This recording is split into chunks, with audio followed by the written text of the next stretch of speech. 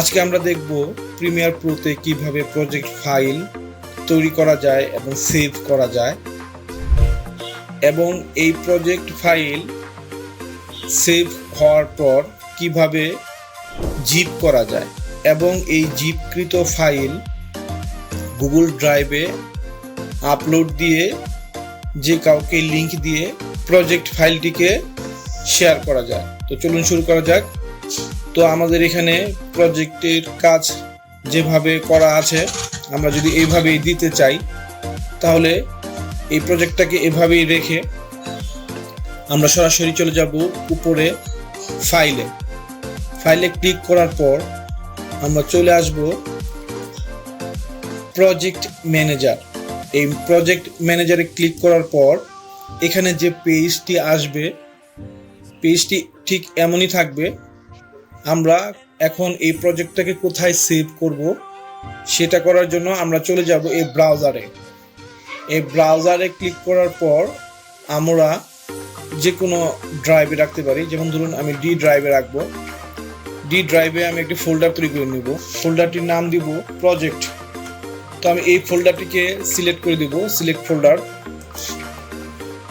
করে দেওয়ার পর আমি ওকে দিয়ে দিব, তারপরে ইয়েস। তো আমরা এখন ওই ফোল্ডারে চলে যাব। এই যে আমরা ফোল্ডারে লিখেছিলাম প্রজেক্ট, এই ফোল্ডারে এখন ক্লিক করব।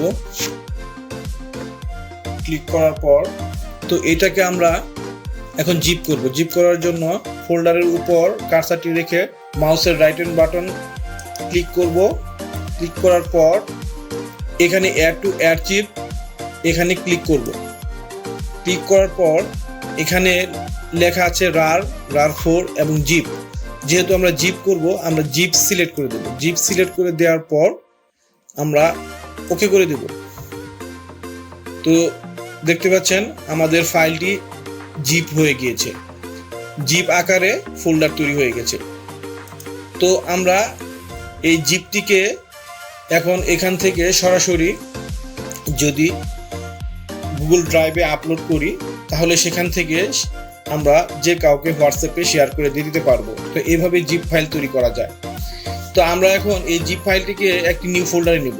নিউ ফোল্ডারে নিয়ে আমরা এখন এটাকে টেস্ট করে দেখব যে জিপ ফাইল যে তৈরি করা হয়েছে সেটার ভিতরে সবকিছু ঠিক আছে কিনা। এখন যদি এই জিপ ফাইলটিকে কেউ কাজ করতে চায়, যাকে দেওয়া হবে তাকে অবশ্যই জিপ ফাইলের উপর মাউসের রাইট হ্যান্ড বাটন ক্লিক করে এখানে এক্সট্রাক্ট হেয়ার করে নিতে হবে। তো আমরা এক্সট্রাক্ট হেয়ারে ক্লিক করি।